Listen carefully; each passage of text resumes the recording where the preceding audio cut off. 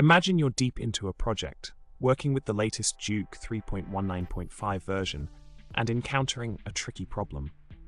The scenario involves querying a master table alongside a details table with specific conditions based on external parameters.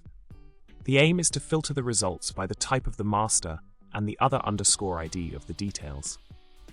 You attempted a query clause, but faced an issue where all masters of a certain type were being retrieved, including those with empty details. Now, let's delve into the solution.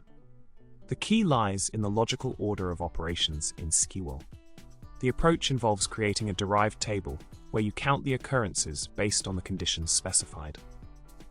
This count is then referenced in the select clause to filter out the desired results efficiently.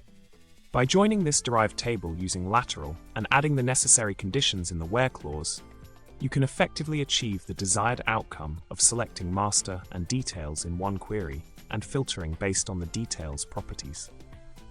To wrap it up, we've explored how to tackle the challenge of filtering results in a master details scenario by utilizing a derived table and efficiently referencing the count value in the where clause.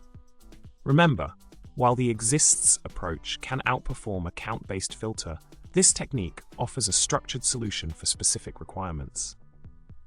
Hope this helps in optimizing your queries and enhancing your SQL skills. Stay tuned for more content. Don't forget to subscribe, like the video, and drop a comment below.